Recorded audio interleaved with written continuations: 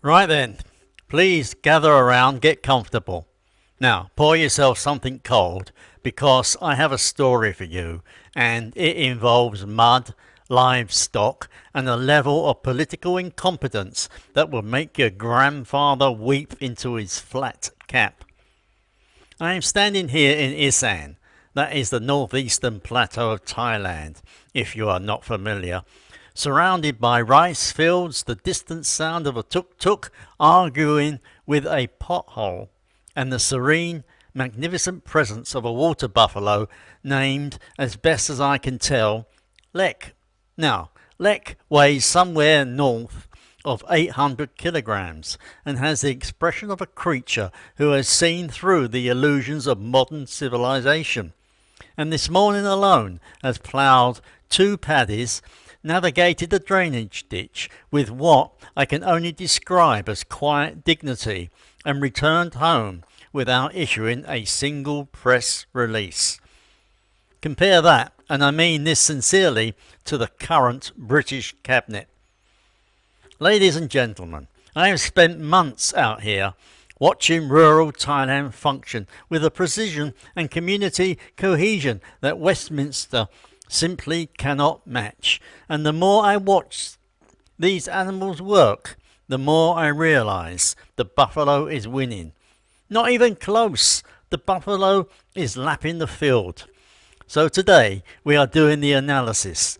Water buffalo versus the British cabinet. Competence, efficiency, social harmony, and value for money. I have done the research so you do not have to, and I warn you now, the results are genuinely embarrassment for the human side. Round 1. Stoicism versus bluster. Let me tell you about Stoicism.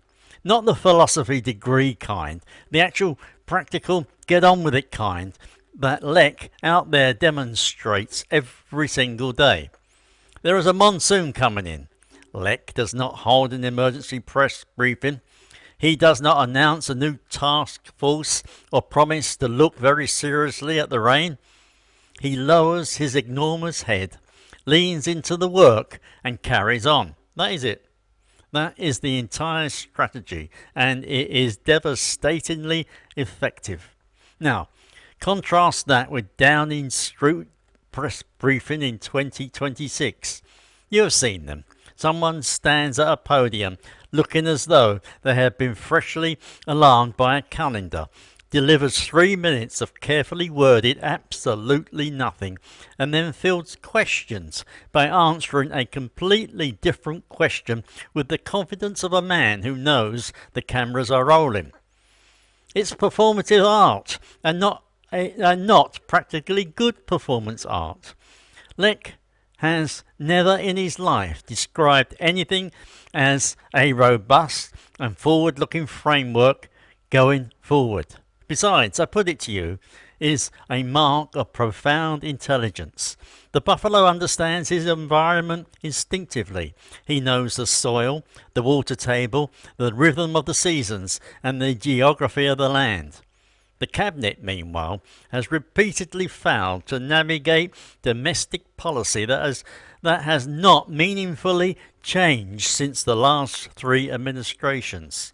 They seem surprised every single autumn that energy bills go up, every winter that the NHS is under pressure. They face these events with the startled expression of a man who has walked into a door he has walked through 1,000 times and then announces a consultation on doors. Stoicism. Buffalo wins unanimously. Round 2. Operational efficiency and the matter of cost. Here is where it gets generally painful for the taxpayer, so brace yourself. The water buffalo operates at what economists might call remarkable cost efficiency. If economists ever came out here, which they absolutely should. Feed, shelter, the occasional trip to a vet who charges less than the Marks and Spencer sandwich.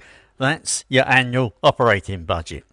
In return, Lek here contributes meaningfully to the food security of an entire family, assists in the management of paddies that feed a community and does so with zero consultancy fees, zero failed IT infrastructure contracts, and crucially £0 billion digital transformation projects that are quickly abandoned 3 years later. The UK government, in roughly the same time frame, has managed to write off enough money on a failed digital and infrastructure projects to fund every water buffalo in Southeast Asia with a personal butler and a pension plan. I'm not naming names. They know who they are. The receipts are a matter of public records. Then there is transport. When it rains here, and it rains enthusiastically, I promise you, Lek gets wetter and keeps moving. He does not experience reduced services due to adverse weather. He does not advise customers to check before travelling. He is 800 kilograms of reliable, waterproof operational capacity, and he has never once been delayed by the wrong kind of leaves on the tracks, because he eats the leaves. Meanwhile, Britain's transport infrastructure continues its dignified collapse with the cheerful consistency of a national tradition. Cancelled trains, delayed buses, energy grids held together with institutional optimism and prayers to Saint Brunel. If Lek ran the railways, I genuinely believe he would have them sorted by Tuesday. Operational efficiency, buffalo by a country mile, or a country kilometre as we say out here. Round 3. Social harmony and hard intelligence. Now, this is where it gets interesting, because people think politics is complicated and governing is hard.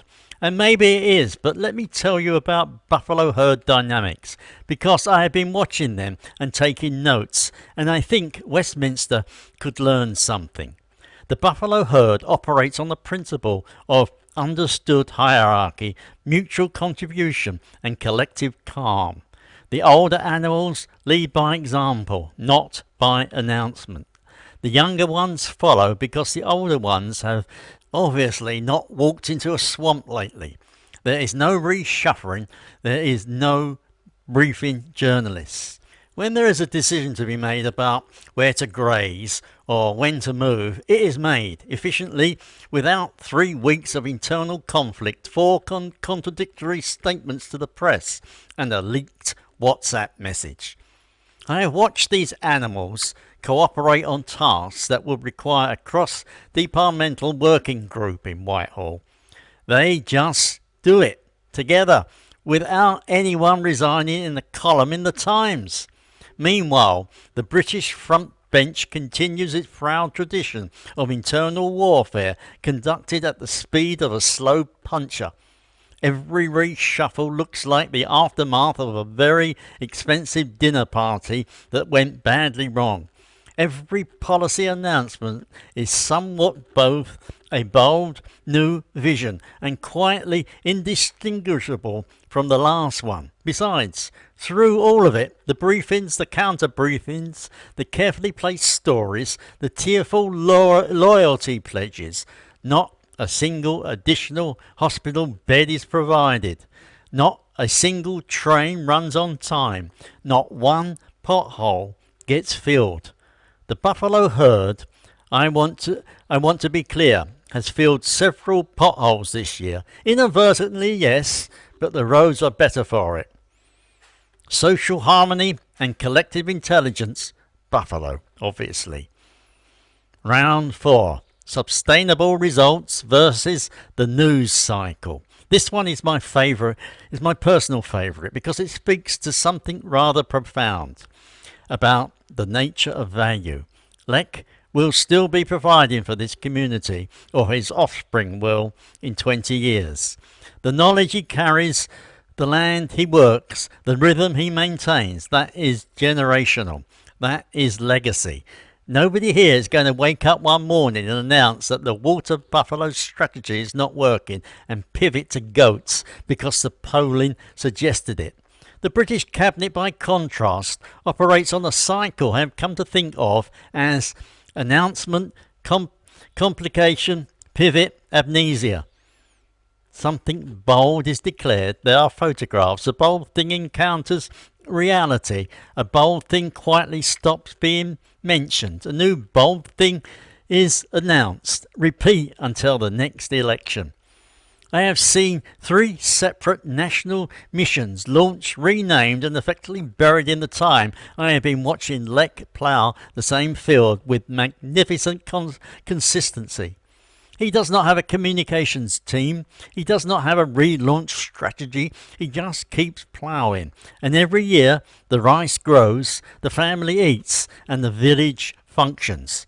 That, to my deeply grumpy and entirely sincere mind, is what competence actually looks like. Not the announcement, the rice. Long-term sustainability results. Buffalo by every metric that matters. The final verdict. Right, let me bring this home, because I know you came here for a verdict, and I am not the sort to disappoint. By every measure I have applied, operational efficiency, cost effectiveness, social cohesion, environmental sustainability, and the simple but non-trivial metric of actually getting things done, the Isaan water buffalo outperforms the current British government so comprehensively that it stops being funny and starts being a genuine logical puzzle. We spent centuries building institutions. We built Oxford, Cambridge, Eton, and the whole magnificent apparatus of British education and governance.